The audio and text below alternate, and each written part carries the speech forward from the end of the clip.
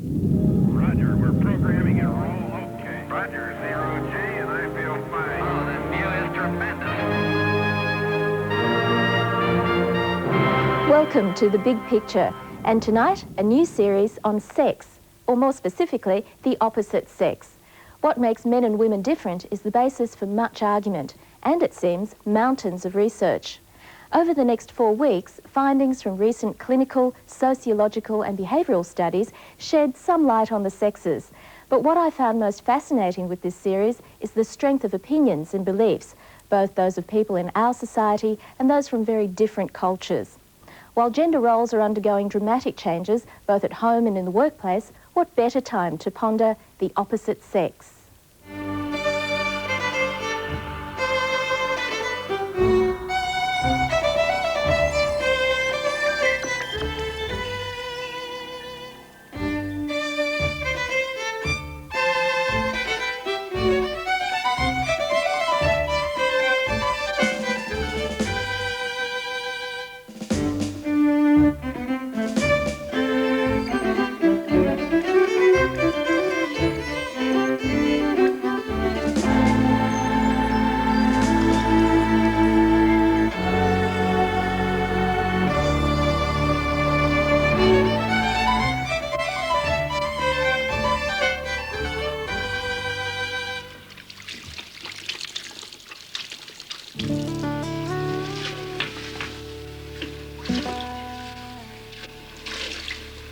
Well, shaving is a real nuisance, but it's not nearly the trouble that having a period was, and believe me, I know I've had both.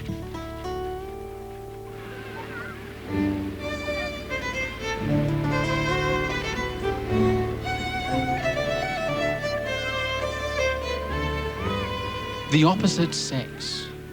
Could it be that they're not as opposite as we think? If you only look skin deep at men and women, it all seems so clear. Nature has made us male or female. We have breasts and babies, or muscles and machismo. I think of a man as someone complementary to me. I think obviously of his genetic makeup, the XY chromosomes, that he's probably going to be taller and stronger than I am. Protective, I hope. Possibly more aggressive. Someone I might be attracted to. The woman is much more softer in many ways. She is sweet. She likes to be guided and protected. It's a different nature.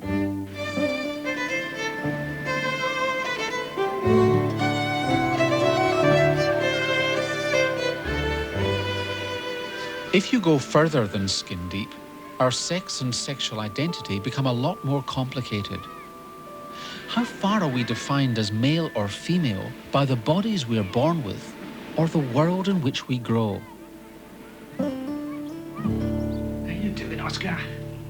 Hello, Oscar. What you doing? Do you fancy going down the pub for a drink? Pick up a couple of girls? That sort of thing? Let's go down there now, eh? Let's see what's going on. Get a bit of action. You are a handsome one, aren't you? Your mother's handsome one. Is that a smile you're giving me? Is that a smile? We think of how we become what we are as due to nature or nurture. But how do we form our ideas about being male or female? And what if it's more than our upbringing and bigger than biology? I began my life as a little girl called Jean. My childhood, in my mind, was as normal as anybody else's. I only have my own to go by, but taking it when I grew up as a girl, I never realised that things were to change eventually. And I had a marvellous childhood, and it was just that. It wasn't a little girlhood or a little boyhood, it was a childhood.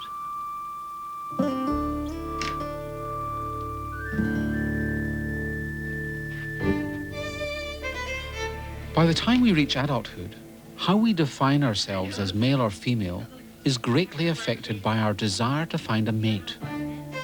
The custom is that it's the male's role to pursue and the woman's role to attract. But is this a social custom, or is it an inborn part of human sexuality? Men, I think, find women more pleasing to the eye and to look at than what a woman does at a man. I think women like the look of men, but that's not so much as important as the personality and what's inside the man, as where a man really couldn't care what's inside a woman as long as she looks good. Joe, should I tuck this in? Sure? Where, Jackie? Don't. I'll just carry it. Should I take it though? Don't take it. Does that look alright? On my lips? Yep. Does this look okay, what I'm wearing? Yep. Should I take my jacket? Anything? Anything? Okay. Should I take my jacket? What about me? Put it on and let me see it.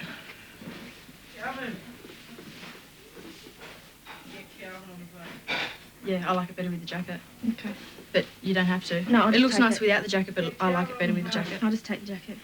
What really attracts a boy is somebody who has long blonde hair, blue eyes and a big bust, and somebody who's really dumb and lets them have anything done to them.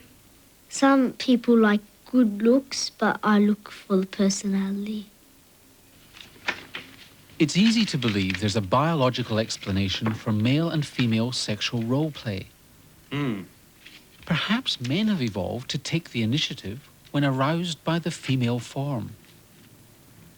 I think that Mother Nature, once again, is playing an important role when suggests to women to look after themselves, to show their beauties and to use jewelries and makeups and all these sort of things. It is, in fact, part of woman traditionally to attract men.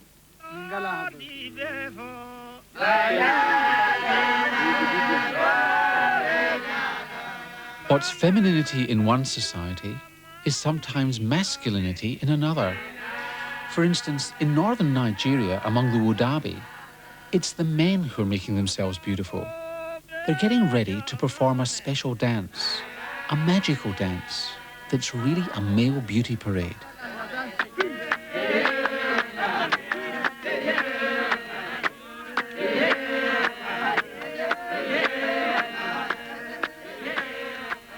These women may look like shy spectators, but the men are actually competing for their attention. It's the women who make the choice of the most beautiful men to be their sexual partners.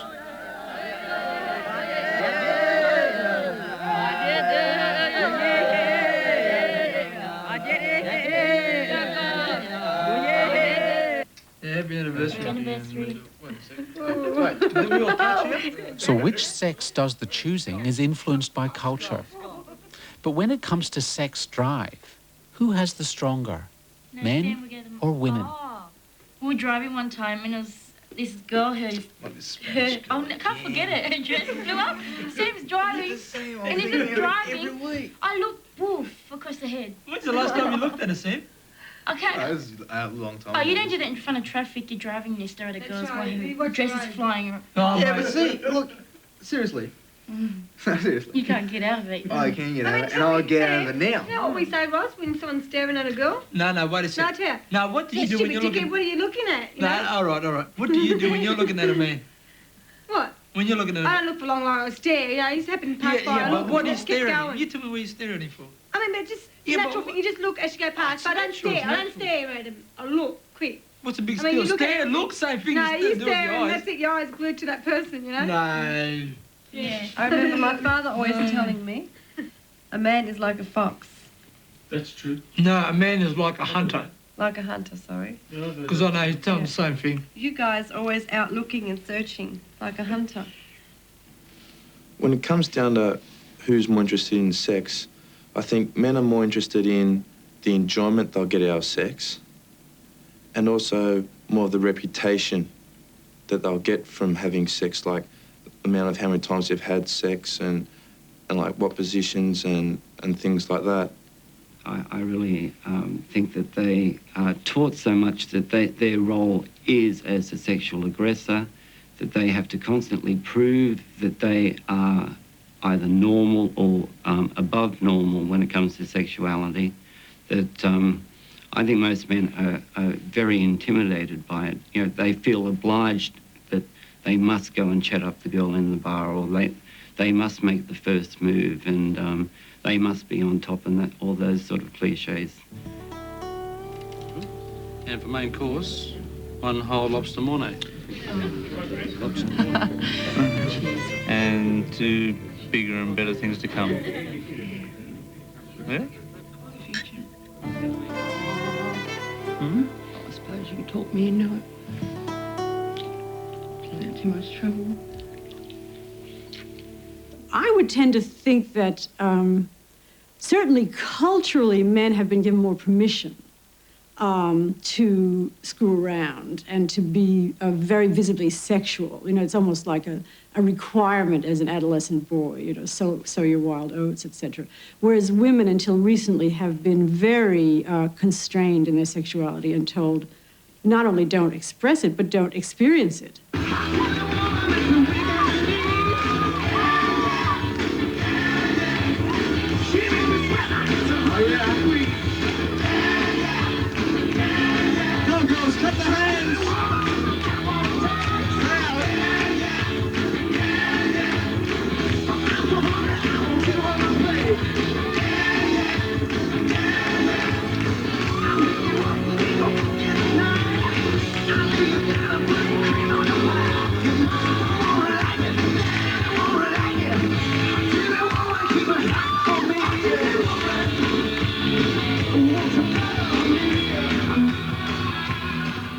Women have not been open with their sexuality because they've been told not to. Women have been told they must look a certain way and must act a certain way. I think it goes back to wearing corsets. You know, they have been kept in a mental corset for an awful long time. Now in phase 2, you'll be viewing some erotic film material. In both phases, I'll be asking you to rate your level of subjective arousal in both the fantasy and film segments. As I mentioned before, physiological response will be measured by using the vaginal photoplethysmograph, the VPPG. There's an instruction sheet there for you to follow, which I'll leave with you to refer to when you place the VPPG in private. Do you have any questions so far? No, I don't. The question this type of research is trying to answer is, what do today's young men and women really find arousing? Research into their parents' generation showed that women didn't find sexually explicit material very stimulating, whereas men did. As I mentioned before, your physiological responses will be measured by the penile strain gauge. There's a list of instructions there that I'll leave with you, and you can go refer to them later on after I've left the room, and you place the gauge in private. Men and women are becoming more like each other in what they find to be sexually arousing. And this suggests that the old reactions could have been based more on what was expected of the sexes than on any biological difference. When I was growing up, really you were told to hide your sexuality. It was something that was either shameful or embarrassing, or it wasn't something you talked about at the dinner table. You know, it was really very, very private. And I think that one of the things that has happened is that we've had much more public discussion of sex, what's it about, what it's for, who does it with whom. And I think younger people are more at ease with their bodies, both young men and young women, which is a positive thing. Is that Daniel on that? No. Whistle. No. No, look up here. I said Daniel's got a pretty good body. Look. Oh. Whistle, Nick. Whistle. I'll have the one in the black pants. You can have the one in the blue pants. Okay. They're cute. With decades of research and much more open discussion of sex, all we really know about why one person is attracted to another is that there's no simple answer. But if we tend to oversimplify heterosexual attraction, what about attraction between the same sex? In other news tonight, there's a new study pointing to a possible cause of homosexuality. A scientist at the respected Salk Institute in San Diego has concluded that the brains of homosexual men are different. There's something magnetic about the oversimple explanation. Whenever a piece of research seems to reduce complex human behavior to a single physical cause, the media get excited. Okay, what causes a person to be gay? What causes a person to be straight? What causes a person to be round? What causes a person to be shaped like an S? Is there a TV show you haven't been on? Simon LeVay, PhD, Associate Professor, Salk Institute. Primetime Live, Nightline. You're more famous than you may have ever wanted to be. Dr. Simon LeVay is a highly regarded brain scientist. He says when he was growing up, he felt he had no choice but to become homosexual. I think that's a feeling that's common in gay men. After his lover died of AIDS, LeVay redirected his research, looking at brains to try to find the cause of homosexuality. My results simply demonstrate that there are structural differences in the brain between homosexual and heterosexual men.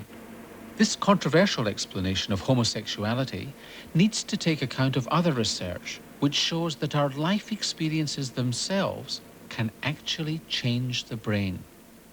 We don't know whether there's a causal connection, whether this difference caused the individuals to be heterosexual or homosexual, or whether in fact it might be a result of their sexual orientation. I think it gets back to hormones, and I think that they're born with, more female, hormones than the male hormones, or vice versa.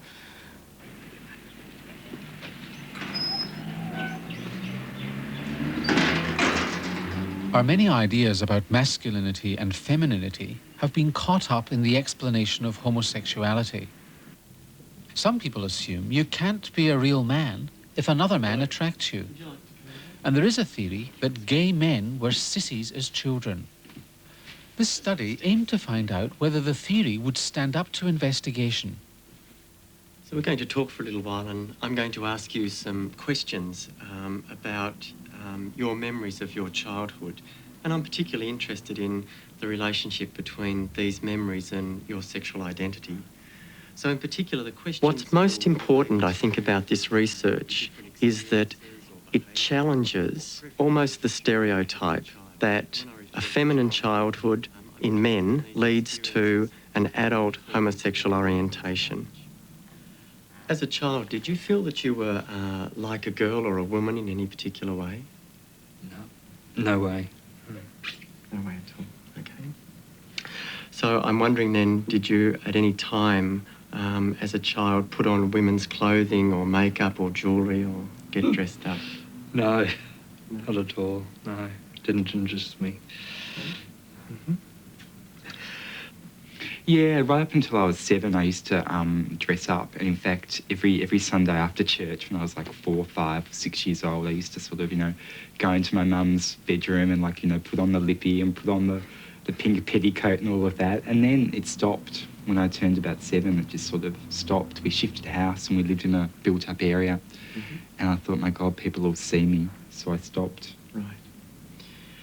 As a child, did you prefer the stereotypic sorts of boys' games and toys like soldiers? In fact, about a third of the homosexual men recalled masculine childhoods, about a third feminine, and about a third remembered behaviour that couldn't be classified either way.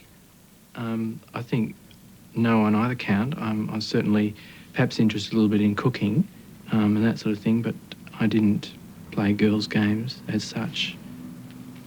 The idea that gay men have typically feminine childhoods and that somehow leads to them becoming gay, and that this is true for most of the gay men that we see or come into contact with, is just not supported by this research. So as a child, did you participate in rough and tumble play at all? I fought with my brother, but I don't think that was rough and tumble play. I think any rough and tumble play that I remember participating in had a bit of a sexual element to it. Yeah, it was good.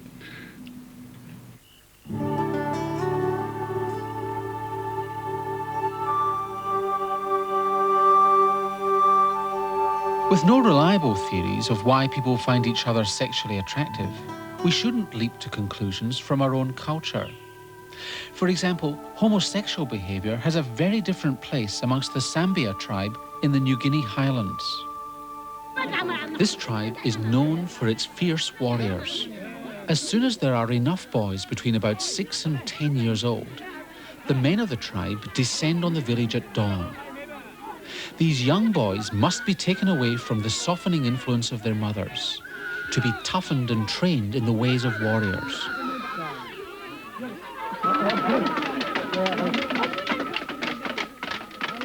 Mounted on their fathers' backs, they're put through a series of ordeals to test their ability to endure pain and suffering without flinching.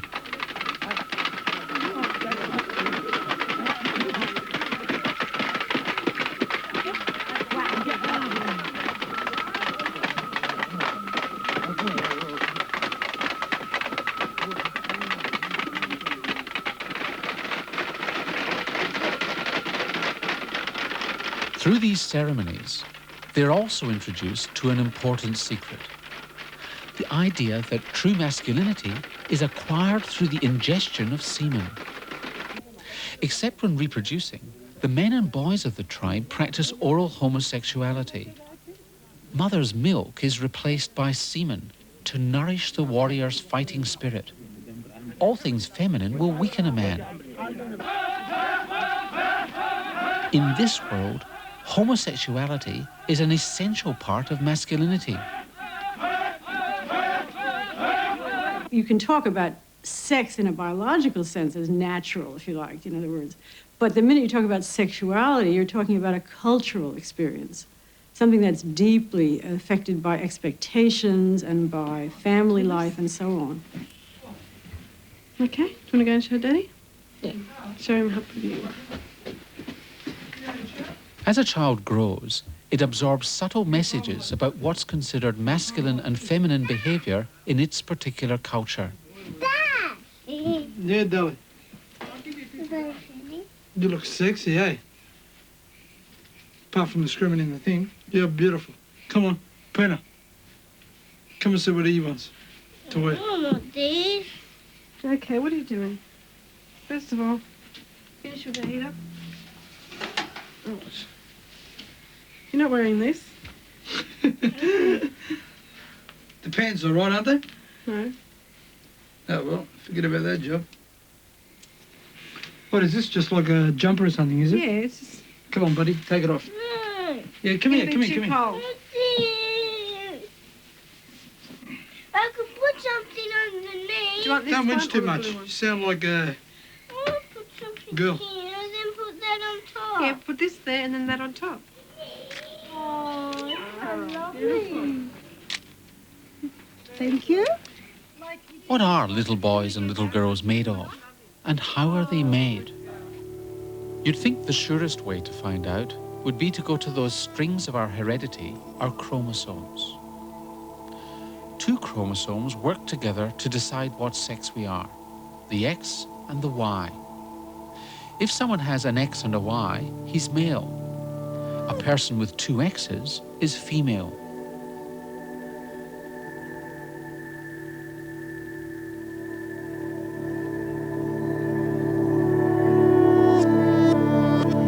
But does that make you a man or make you a woman? What role have our chromosomes when Peter here has 2 X's? When I recognised I felt different was after I felt attracted to a member of the same sex. I had, on reflection, been attracted maybe as early as 15 years old without being able to put a word to it, to categorise it as being different.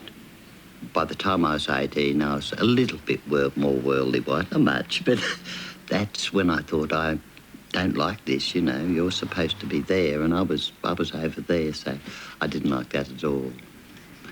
And of course, the old adage that when a girl got married and things would change, and it was in those days the beginning and end of everything, you know, started with marriage. So I thought, that's what I need, you know, when I get married. So I got married, and it was an absolute disaster. And it didn't do a thing to how I felt. Even though I was married, I still felt this attraction to members of the same sex, and it was still abhorrent to me, but it was there. I then went on through the marriage, had a daughter, gave birth to a daughter, and from that time, I noticed small changes in me. And they were so minute at the time, they didn't mean anything. I knew something had to be done when I'd stand at the end of the child's cot. And I thought, well, how are you going to defend yourself, like the child, to her friends if a mother is a freak? I began to look on myself as a freak at that time. And I thought, that'd be hell, you know, for a kiddie. She'd think she had to defend me against her friends. And all the time she was perhaps wondering, you know, something a bit funny with my mother. So I thought I had to seek medical aid to find out what it was all about.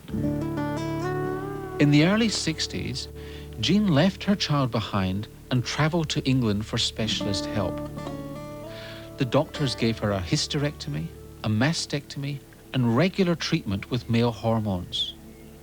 When the slow change was finally complete, Jean took the name of Peter Sterling. Throughout the painful process of becoming a man, Jean was supported by Barbara, and in 1968, they married as Mr. and Mrs. Peter Sterling. Society's attitudes, sexual attraction, and gender are mingled in our minds. And for Peter, part of the pressure for the transformation came from the social attitudes of the times. Well, as a man, I felt more relaxed because to me it was an unnatural attraction. If I'd been brought up female, as I had, and all my friends that were female were attracted to the male sex, why then did I not feel the same? And it was one of those things in those years that was unacceptable to society as a whole, and no better prig existed than I was, so of course I found it even harder to accept that it was me.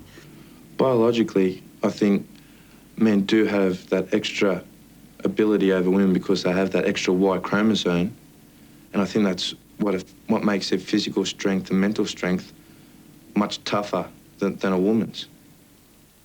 Well, I think that's sort of silly, the notion that that chromosomal differences in pattern represent some kind of cultural difference. I mean, you could equally well argue that men are deeply deficient in that they lack a uterus and they lack ovaries, and so they're really sort of only partly human. You know, you could argue that the really human body is a reproductive body with breasts, and so poor men have this kind of shriveled substitute for breasts. They have these silly little nipples, and therefore, they shouldn't have any cultural authority. I think men are like the way they are is because of their hormones as well as the way they're taught, especially by their father. I think women are the way they are is because of their hormones and also by the way they're brought up by their mother and the way they look after their brothers and sisters and cook dinner when boys don't do that sort of thing. Well, they were both posted the same day. Yeah. Factors other than biological ones can make people perceive their sexual identities very differently and overwhelm the influence of their so-called sex chromosomes. So what value do the X and the Y really have? In terms of survival, not a lot, since they're the only chromosomes we can do without. Some people have a condition known as Turner syndrome. These people are born with only one X. What sex are they, and how do they see themselves? I was 19 when I found out I had Turner. The thing that I remember most about is the fact I was told I couldn't have children, as well as the feeling of being abnormal, but it was definitely the infertility that had a big impact on me. And I know that, it devastated me. Probably because all my expectations about the future Because at 19, what else do you think of the future for getting married and having kids? And if you weren't prepared beforehand, you still have that expectation. And all my expectations came crashing down. When you get told something like that, you question everything that was ever told to you. You question what it means, what's going to happen to you in the future, whether or not you are a female, and if you are, well, which is obvious, how does that make you different or non-different? And these questions are not easy to answer. No, they're big questions. Yeah. Good afternoon. How are we today? Oh, pretty good, thanks. What can we do to help you? I'd like size 3 shoes, please. Yes. Women with Turner syndrome are generally short, so that as adults they're between 140 or 150 centimetres. That's less than 5 feet tall. Right. Thanks very much. That's okay. I'll get a size 10, thank you. Yes, certainly. Well, what colour do you reckon? What size? I think we need the 8 balls because they're the lightest. I think they must be red ones. Yeah. Turner's women take estrogen to give them breasts, and they sometimes need treatment for health problems caused by the absent second sex chromosome. Although they're not genetically programmed for motherhood, they feel deeply about their infertility and their sexual identity. I find it very frustrating because you get mixed messages constantly. You know, the doctors tell you, they say, you're all right as you are. You know, everybody's special as they are, and they're special because they're unique. And then even the women's magazines, or any magazine, will tell you that you're okay as you are. And then who do they have on the cover? Elmer Person. Exactly.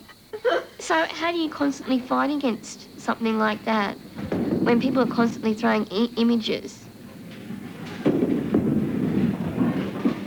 Without our extra X or Y chromosome, we'd all have Turner syndrome. We need that second sex chromosome to make us reproductive males or females. But we don't need it to make us effective, intelligent human beings. That's better.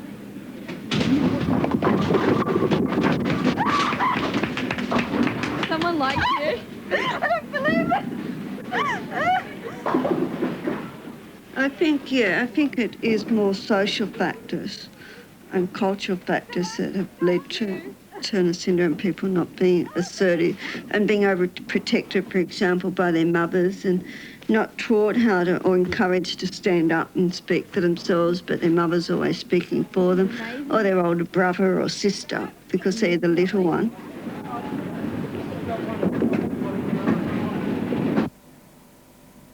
As yet, we know nothing about the role the second X plays in making a female. But the sex factor on the Y is another matter.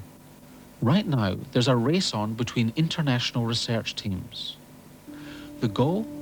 To isolate on the Y chromosome the gene that triggers the whole sex-determining process. The actual piece of DNA which seems to determine sex has now been found. But the hunt is not yet over. About half there. We've read it from here, and it's reading up nicely into there. We've got a few wiggles here, but it looks like the big breakthrough of the last year and a half has been finding the sex-determining gene. From knowing absolutely nothing about it except where it was, we now actually have it in our labs where we've cloned it. What we don't know is how it does what it does. And it must somehow or other trigger male determination, and we think that it triggers the development of a testis, but we really don't know how that's done. So far, this work has led to the transformation of a female mouse into a male mouse called Randy. But the genetic engineering has only been partly successful. Randy's infertile. Finding the sex-determining gene can tell us where it all begins. But the mystery of why we end up behaving differently as men and women remains unsolved. And I just believe God has just made a certain amount of boys and a certain amount of girls to keep the world functioning. So, I mean, a boy will grow up to be a man and a girl will grow up to be a woman. I mean, and they'll have those characteristics of a man and that of a woman. Sex and gender aren't always as clear-cut as we might have thought.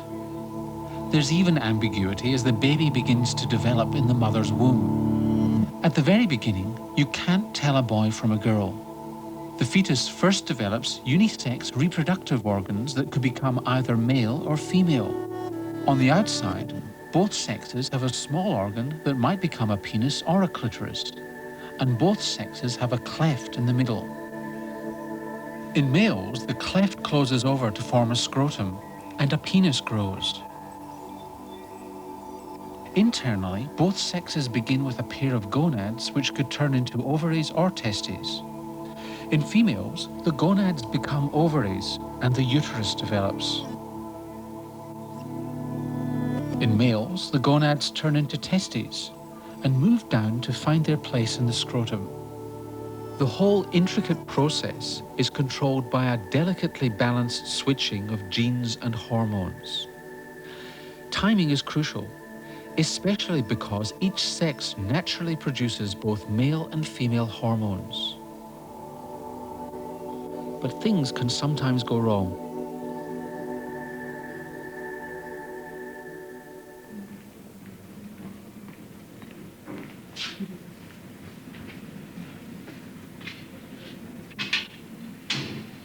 I'm called to a maternity hospital in Melbourne about 6 to 10 times a year to look at a baby where the identification of the sex has proven difficult. Usually I arrive there on the day the baby was born or the day afterwards.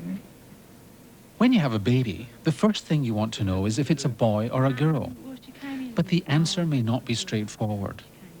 And when there's doubt, it's important to find out quickly just what's gone wrong. A fast decision about which sex to raise the baby in is vital to its early development.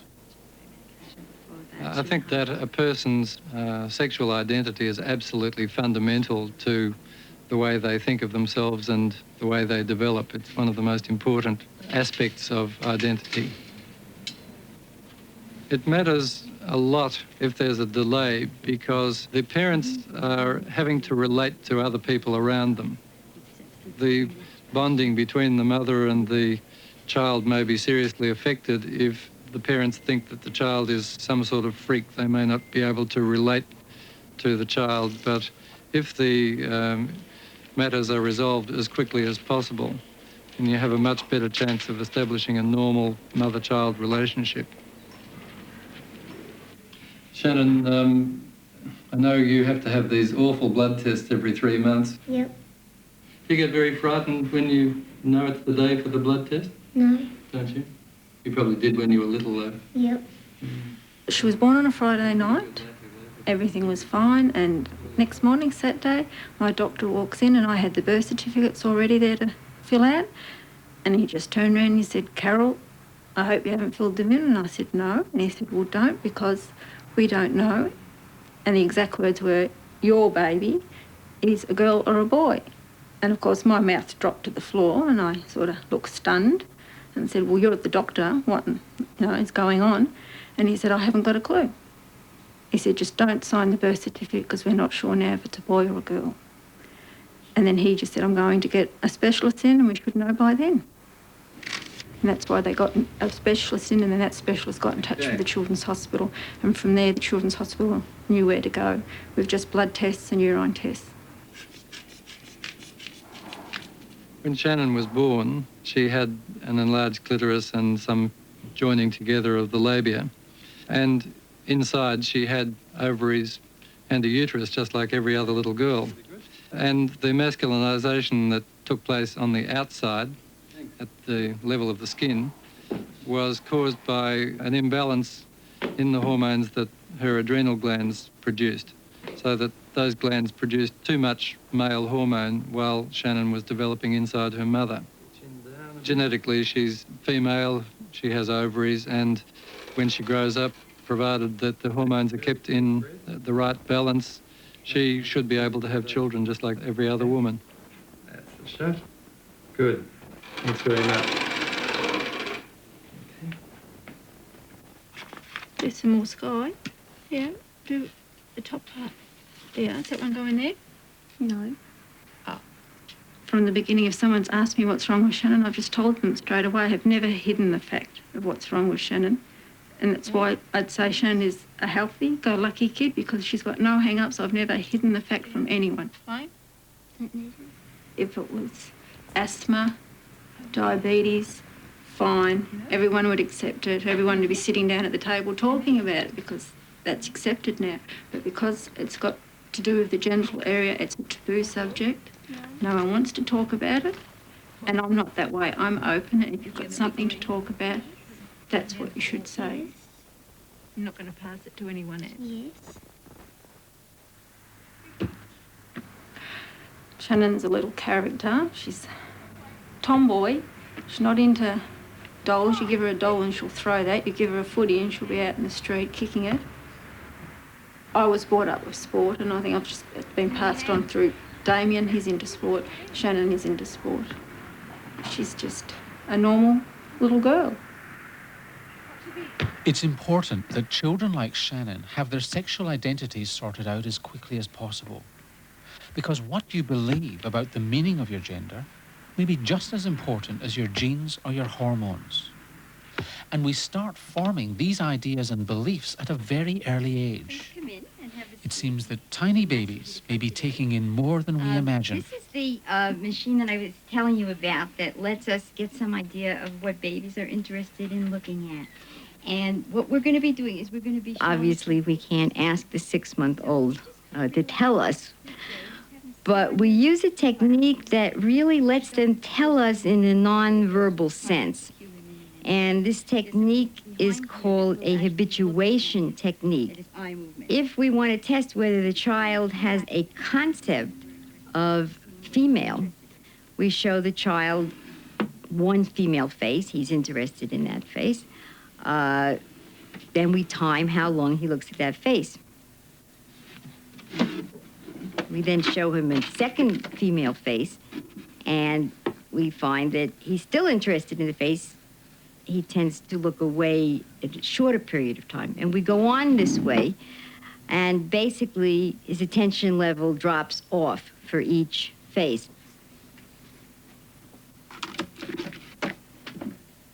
Then we show a male face. What we find is that when we introduce a change in the gender of the face, the child's attention shoots up again, and he looks much, much longer at the male face.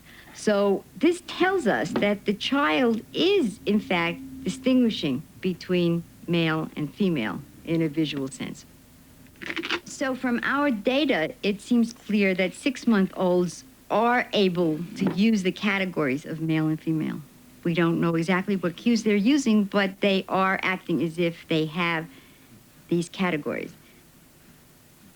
Children imitate usually the people that they're really fond of, and they really want to be like that person.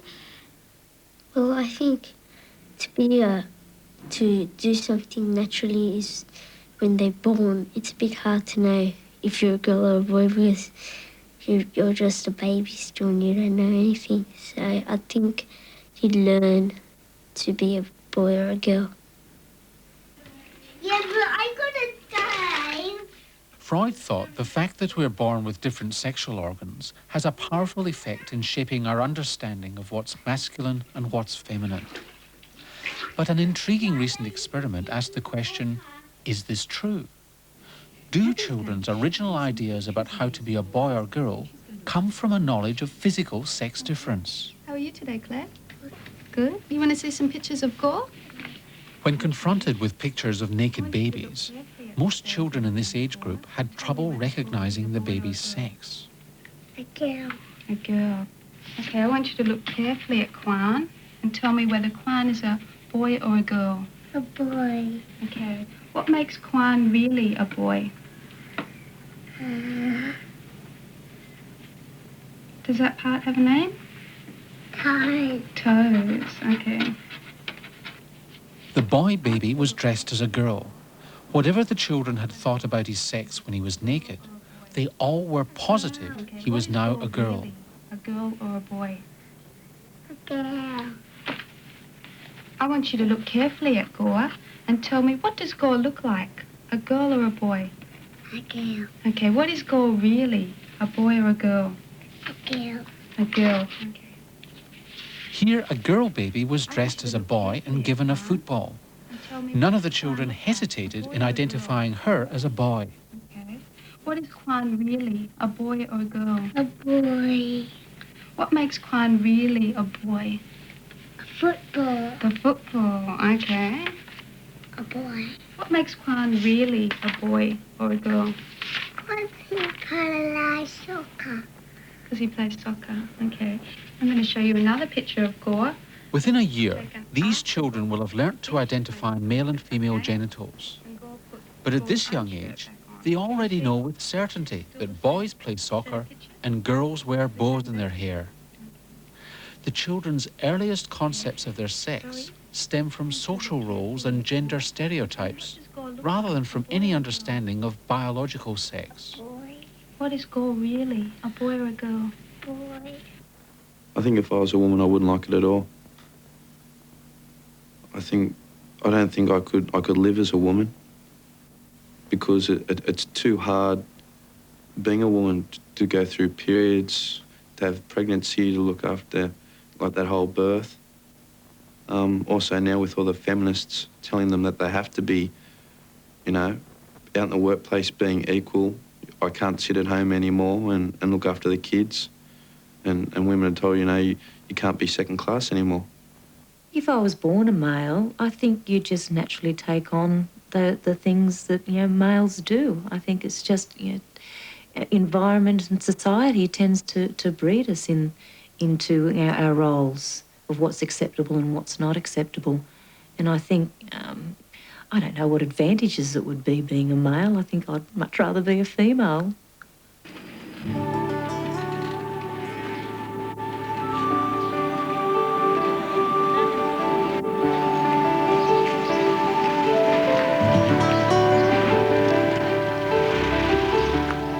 From the moment we're born, the sex we belong to plays a central role in our social development. So what happens to you if you're born with unclear sex in a poor family in Mexico? Carlos missed out on early medical diagnosis and was raised as a girl. His sexual ambiguity has led to major gender confusion throughout his life. My life as a woman was completely isolated in terms of social relationships.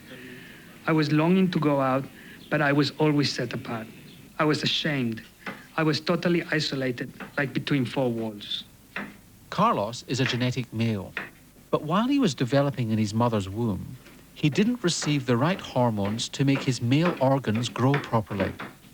When he was born, on the outside he looked more like a girl than a boy, but of course inside he had no uterus or ovaries, and hidden away were testes.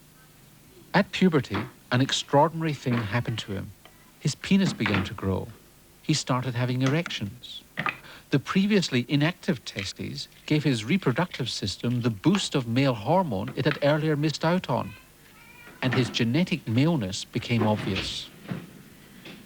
Although she raised him as a girl, Carlos's mother knew from the beginning that her child was not quite normal.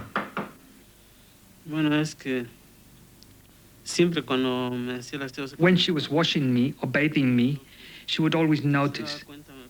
She realized when she felt me that they weren't the same, let's say, as one of my sisters, and she would compare.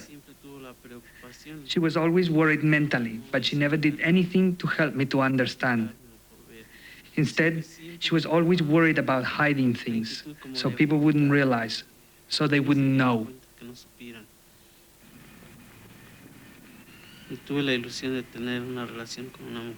I never doubted that I needed to have a relationship with a girl or with a woman, because that's what I was attracted to more than anything.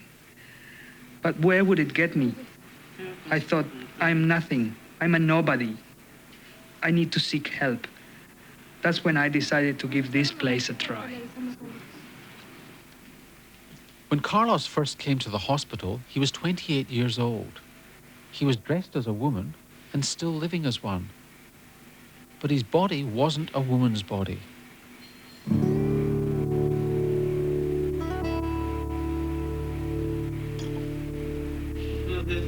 ¿Qué tal, Juan Carlos? ¿Cómo estás? Bien. Pásale, siéntate, por favor.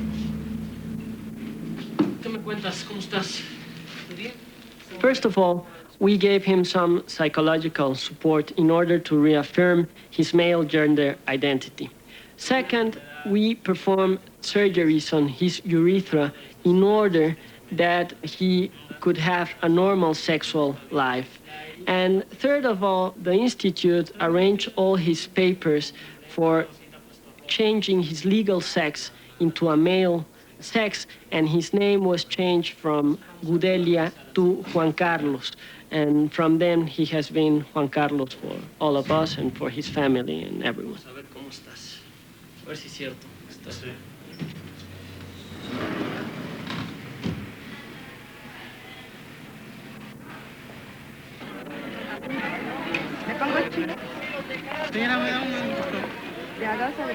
Carlos now lives with a woman and has normal sexual relations with her. Sexually, he feels entirely male. But his problems in everyday life eloquently illustrate that there's more to being a man or being a woman than physiology. Carlos has XY chromosomes, he has male hormones, and he functions physically as a man. But in relation to his masculinity, his social role, he misses the influences of childhood. His problem is he's never learned the social behavior expected of a male. He earns his living as a technician, but prefers to work alone. Me siento complejado porque I feel inhibited because the atmosphere in most jobs is kind of heavy. Men treat me as a man, and I don't have the ability to fight back, to be pushy. And they've led normal lives, and they've been sure of things since they were young. They get on, and they're friends and all that. They know how to be assertive with one another. They tell me things I don't know how to answer back. I feel bad because I'm really ignorant at times. I feel like a coward when facing this type of life. I think that people should let people act the way they want to and don't influence another person, and let them act the way they want to be and don't tell them what to do. I think it would be better for the world if boys did girls' things and girls did boys' things, because they'd be equally same. There would be a set of qualities that I admire in people, and I would like men to have them, and I'd like women to have them, you know? So it would be a range of capacities: capacity to nurture, capacity to think independently, capacity to work well with other people cooperatively, but also the capacity to be strong-minded and have your own views. And that's the kind of thing I would want from people that I have around me, and I wouldn't differentiate what would be masculine or feminine in that. I would just say that's human, you know.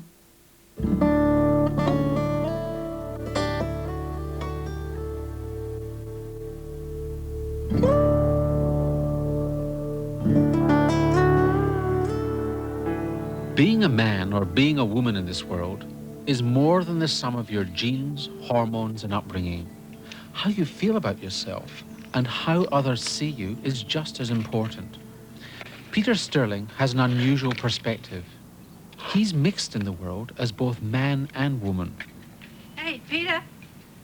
Guess who's here? Oh, hello, June. Hello, Elwyn. Well, men make society because they're in the position to do so. And I think they make it giving themselves the advantage all the time, which why wouldn't we? Hello, Elwyn. Hello. I'd never thought about it as Jean, never encountered it until I became Peter and became acutely aware that men set such a store in different values to the values that women have. No, thank you. No, women might swap recipes. Men will swap anecdotes promoting themselves, their own egos. That was one of the main differences I noticed. About nagging. Nagging? Yeah. You don't know what nagging is. Look, you think, if I say one word to him, I'm nagging. That's right. And They I all say, seem to think look, this. mate, if I nagged you, you'd know it. In regards to marriages, I would be perhaps one of the few, if not the only one, that has been up the aisle first as a bride and then as a groom and then giving their daughter away at their daughter's wedding. I was up there waiting when Barbara came up the aisle, and it was a day that I would love to relive again. It was a marvellous day. I think it was one of the highlights of my life. And, you know, it was all what the poets write about, and after 25 years, it hasn't changed a bit. And does Peter the man feel very different from the woman Jean that he used to be? Peter, which is me now, and I've been living as Peter for some over 26 years, is quite at home in this carriage that we ride around in. But Jean didn't know how to pedal it because it was all wrong for Jean, whereas it was right for Peter. In regard to personalities and likes and dislikes, they are identical. What you see isn't always what you get when it comes to sex, sexual identity, and sexual attraction. Our beliefs about men and women are as important as